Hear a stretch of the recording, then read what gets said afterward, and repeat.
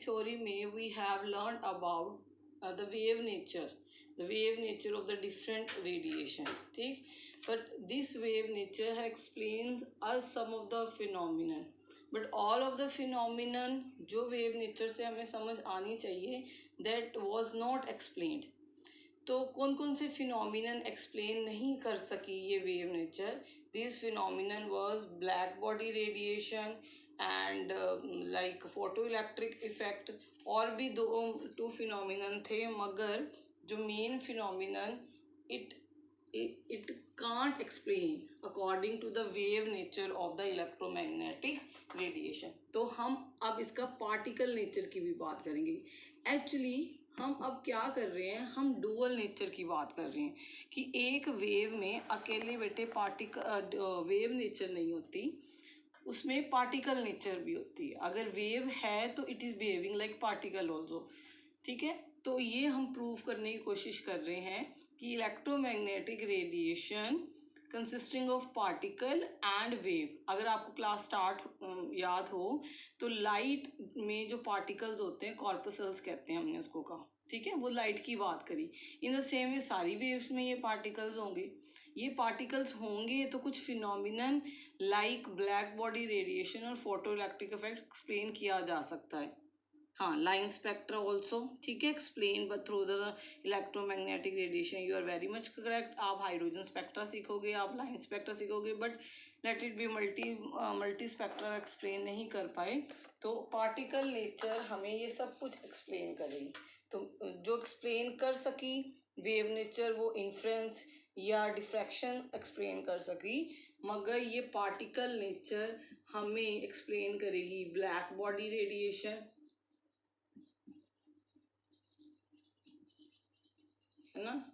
Next is photo electric effect. These are the two defects which is not explained. Like you will be doing hydrogen spectra, वो भी explain यही कर देगी। Okay, photo electric effect. तो हम ये समझेंगे कि वेव की दोनों नेचर होंगी, सॉरी इलेक्ट्रोमैग्नेटिक रेडिएशन की दोनों नेचर होगी, that is particle and wave nature too. Okay, let me talk about first black body radiation, ठीक है।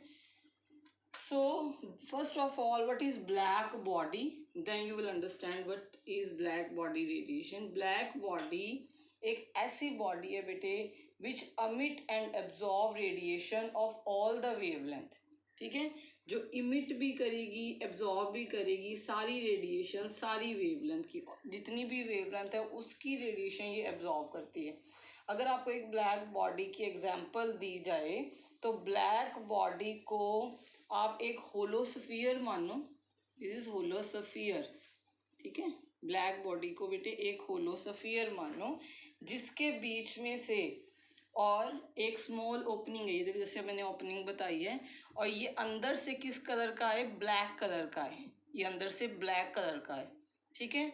अब इस ओपनिंग से जब कोई रेडिएशन एंटर करेगी, मान लो एंटर करके यहाँ पे स्ट्राइक करी तो ये वापस यहाँ पे टकराएगी, ऐसे टकराएगी, फिर ऐसे टकराएगी, ऐसे टकराएगी, ऐसे टकराएगी, तो एब्जॉर्ब करती जाएगी, ठीक है, रिपीटेडली इनसाइड द स्फीयर।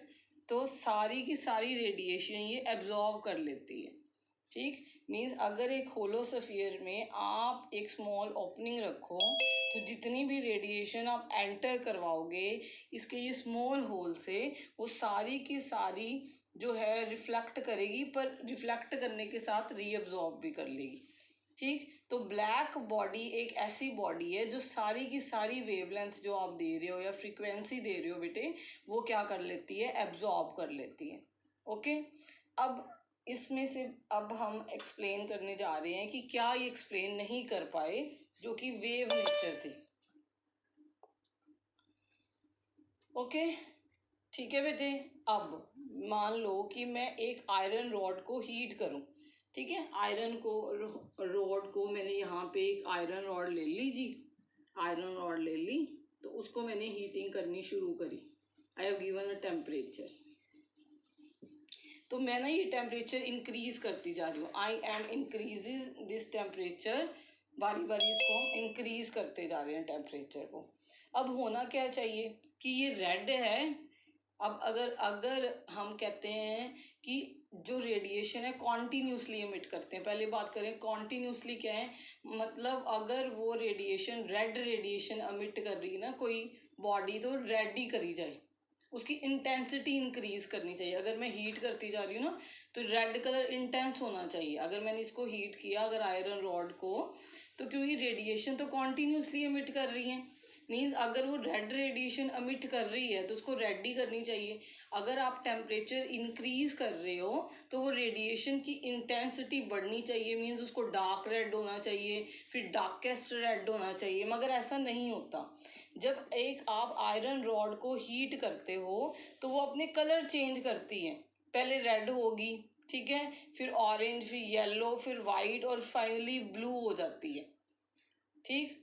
अगर वो same kind of wavelength emit करे दैट इज कॉन्टिन्यूसली, उसको red red red dark red बन जाना चाहिए जैसे टेम्परेचर इंक्रीज कर रहे हैं। ऐसा तो कुछ नहीं हो रहा। There is change in the wavelength, means वो कहाँ से जा रही है, वो रेड से ब्लू की तरफ जा रही है। और हमें पता है कि रेड हायर वेवलेंथ की है और जो ब्लू है बेटे लोअर वेवलेंथ की तरफ जा रही है। इसका मतलब जो रेडिएशन है वो कॉन्टिन्यूसली एमिट नहीं कर रही है। The radiations are not emitted continuous. अगर कॉन्टिन्यूसली एमिट होती तो अगर रेड कलर की रेडिएशन आ रही है वो रेड रेड डार्क रेड होती जा रही, मगर रेड से ब्लू की तरफ जा रही है। इसका मतलब वेवलेंथ क्या हो रही है बेटे, डिक्रीज हो रही है। अगर वेवलेंथ डिक्रीज हो रही है इसका मतलब हम ये नहीं कह सकते कि रेडिएशन कॉन्टिन्यूसली जो है वो इन कॉन्टिन्यूसली एमिट कर रही है, ठीक है। तो हमें ये भी पता होना, अभी ये भी पता चाहिए जितनी हमारी वेवलेंथ ज़्यादा होगी उतनी कम इंटेंसिटी होगी, ठीक है। अगर रेड की वेवलेंथ ज़्यादा है तो उसको उतना डार्क होना चाहिए, है ना। तो अगर रेड ब्लू की वेवलेंथ ज़्यादा तो उतना उसकी इंटेंसिटी बढ़नी चाहिए। तो ये सब कुछ हमें कौन एक्सप्लेन कर पाया, ये हमें एक्सप्लेन नहीं कर पाया हमारी जी वेव नेचर। तो ये एक्सप्लेन कौन करेगा, ये एक्सप्लेन हमें करेगी नेक्स्ट क्वांटम थ्योरी। वो कैसे एक्सप्लेन करेगी वो मैं बताती हूँ। क्योंकि ये बोलेगी कि जो एनर्जी है वो कॉन्टीन्यूसली एमिट नहीं कर रही मगर डिसकॉन्टीन्यूसली। मैंने तभी कहा था बेटे कॉन्टीन्यूस वर्ड को समझो, ये कॉन्टीन्यूस हम इसको निगलेक्ट करेंगे बाद में, कि जो एनर्जी है वो डिसकॉन्टीन्यूसली पैकेट्स की फॉर्म में आ रही है। पहले रेड आई, फिर ऑरेंज आई, फिर येलो आई, फिर वाइट आई, फिर ब्लू आई।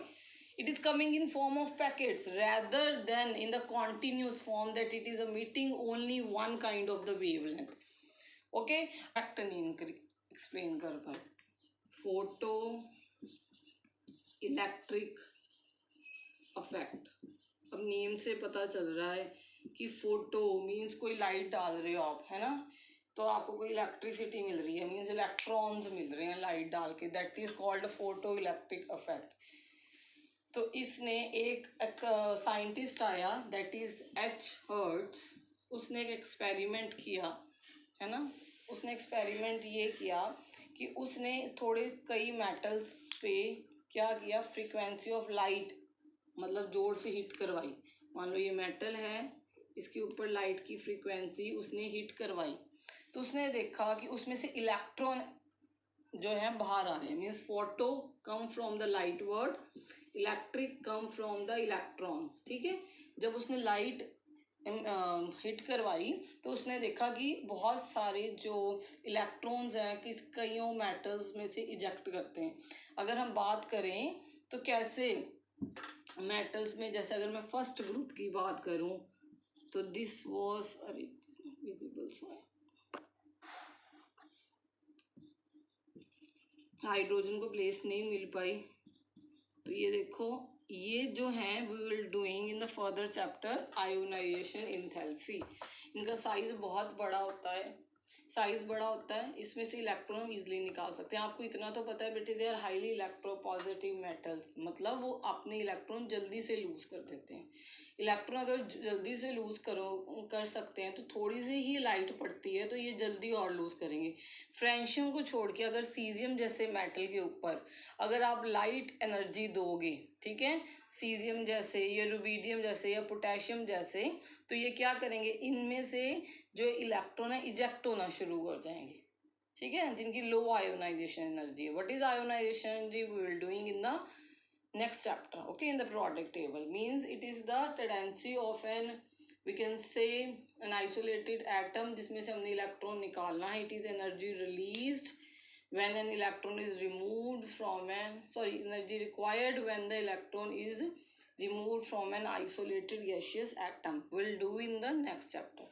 तो जिसकी आयोनाइजेशन एनर्जी कम होगी तो उसमें से इलेक्ट्रॉन हम आसानी से निकाल सकते हैं, जिनकी आयोनाइजेशन एनर्जी ज़्यादा होगी उसमें से इलेक्ट्रॉन आसानी से नहीं निकाल सकते।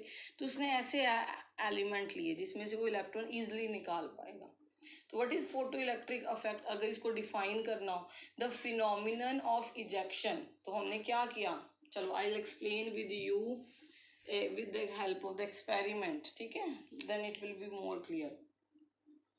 इसने एक इवैक्यूएटेड ट्यूब ली बेटे, okay, so this is evacuated chamber which consists of 2 electrode. It has taken 2 electrode, इसको हमने इलेक्ट्रिक करंट के साथ लगा दिया। तो यहाँ पे मैंने मेटल ले लिया, यहाँ पे मैंने डिटेक्टर ले लिया, ये देखने के लिए कि इलेक्ट्रॉन आ रहे हैं कि नहीं आ रहे। अब इसको हमने 2 कनेक्ट कर दिया टर्मिनल के साथ, यहाँ पे हमारी बैटरी कनेक्टेड है, ठीक है, और यहाँ पे हमारा एमीटर हो गया और यहाँ पे हमारा प्लस, ओके।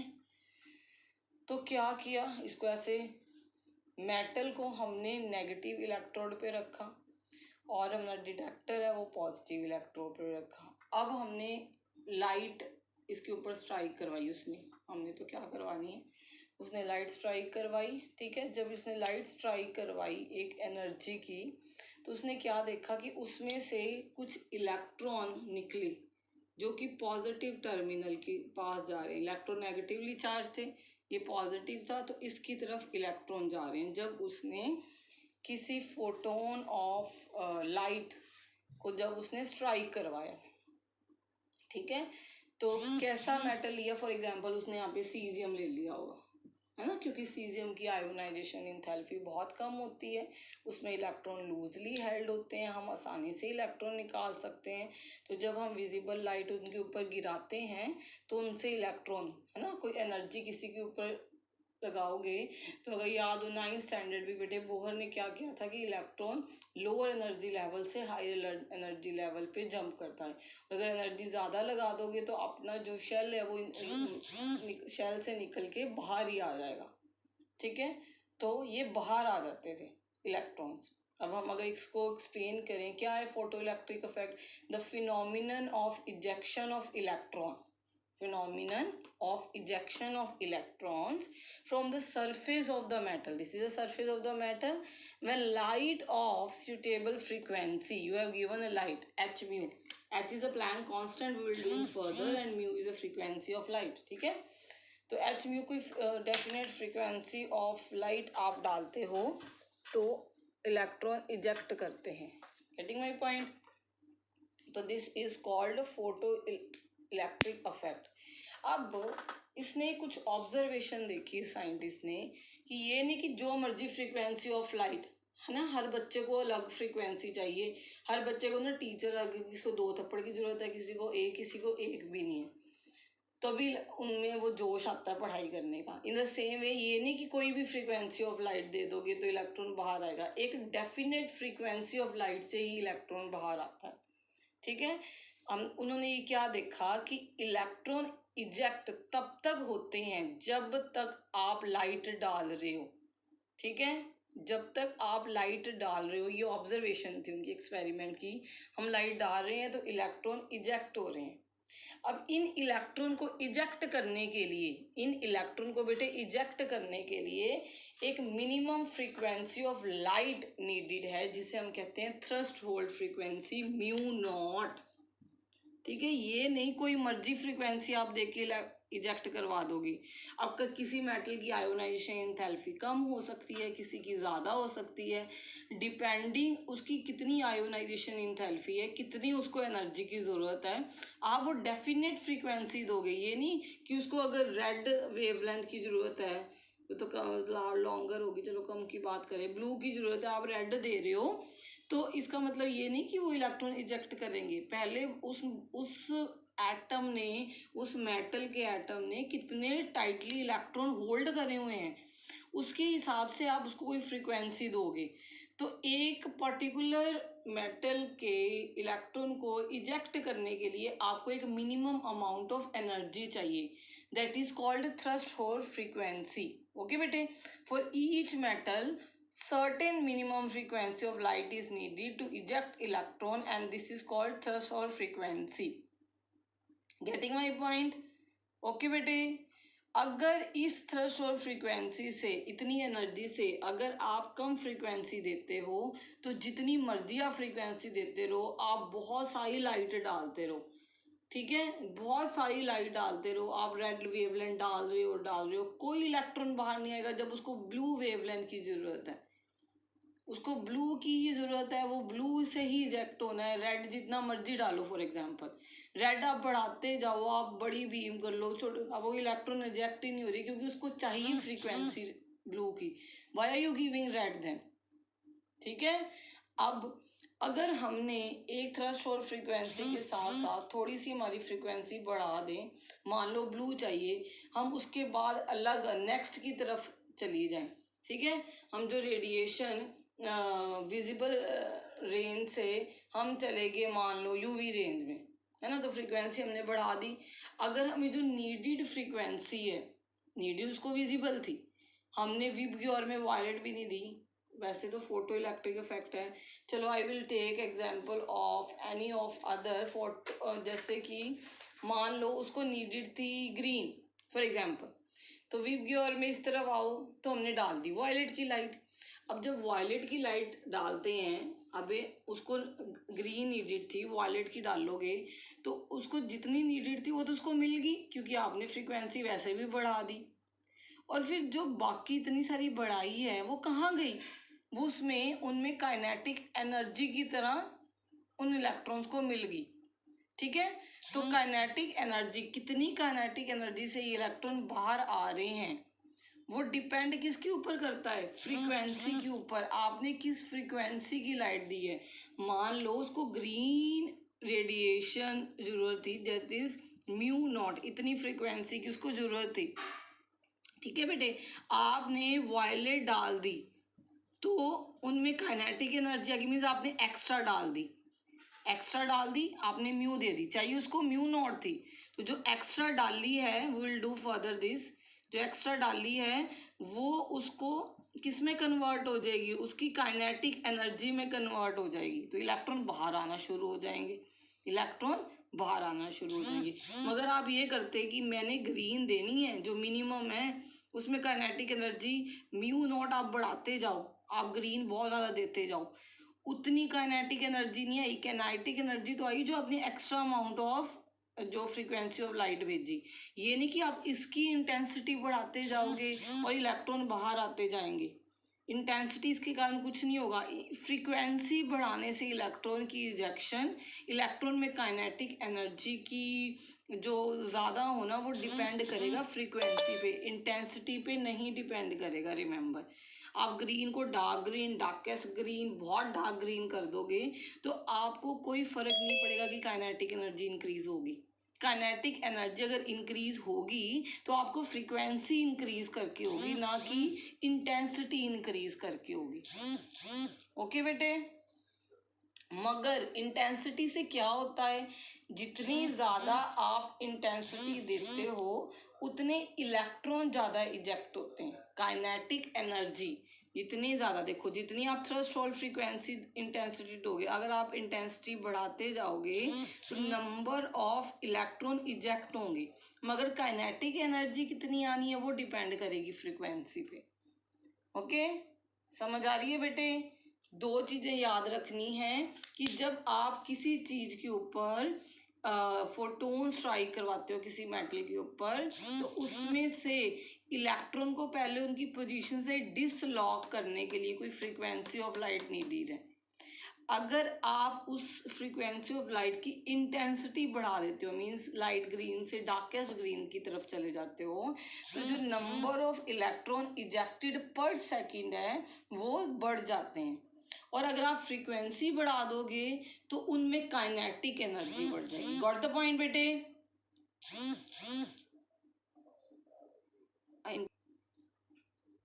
तो ये जो सब कुछ हो रहा है फ्रीक्वेंसी के ऊपर डिपेंड है। Again this was not explained by the wave nature, it was not explained by the wave nature की पर्टिकुलर फ्रीक्वेंसी क्यों नीडेड है। ठीक है, तो अगर मैं आपको ग्राफ दिखाऊं, तो ग्राफ अगर हम देखें कि ये काइनेटिक एनर्जी ऑफ इलेक्ट्रॉन है, ठीक है बेटे, this is kinetic energy of electron. अब हमने क्या सीखा, काइनेटिक एनर्जी ऑफ इलेक्ट्रॉन किसके ऊपर डिपेंड करती है? It depend upon frequency, it depend on बेटे जी फ्रीक्वेंसी। तो जब जैसे जैसे आप फ्रीक्वेंसी इंक्रीज करते, अब जीरो फ्रीक्वेंसी होगी तब तो कुछ नहीं होना, तो हम यहाँ से शुरू करते हैं ग्राफ। ठीक है, जैसे जैसे आप फ्रीक्वेंसी बढ़ाते जाओगे वैसे वैसे kinetic energy of electron emitted बढ़ती जाएगी। ठीक है, वैसे वैसे काइनेटिक, अगर मैं इस तरफ जा रही हूँ तो वैसे ही मेरी काइनेटिक एनर्जी ऑफ इलेक्ट्रॉन क्या हो रही है, बढ़ती जा रही है। तो kinetic energy is directly proportional to frequency. मगर यही मैं इंटेंसिटी वर्सेस ग्राफ बनाऊं, तो काइनेटिक एनर्जी ऑफ इलेक्ट्रॉन बेटे ये यहाँ पे इंटेंसिटी के साथ क्या रहेगी, this will remain constant, it will remain बेटे कांस्टेंट। ठीक है, जितनी मर्जी मैं बढ़ा लूं, वेट, ओके बेटे, जितनी मर्जी मैं इंटेंसिटी बढ़ा लूँ, मैं इस तरफ जा रही हूँ, मैं डार्क डू कर रही हूँ, बहुत डार्क के पास पहुँच गए हम, तो काइनेटिक एनर्जी जितनी थी उतनी रही है, काइनेटिक एनर्जी में फ़र्क नहीं पड़ा। अगर वो 10 थी तो 10 ही रही है, इंटेंसिटी हमने इतनी बढ़ाई, इतनी बढ़ाई, इतनी बढ़ाई, इतनी बढ़ाई, इतनी बढ़ाई, तो there will be not change in the kinetic energy. तो ये सब कुछ किसने बताया, ये हमें फिर समझाया कि मैक्स प्लैंक ने। ठीक है, 1901 में हमें देखे क्वांटम थ्योरी ऑफ रेडिएशन,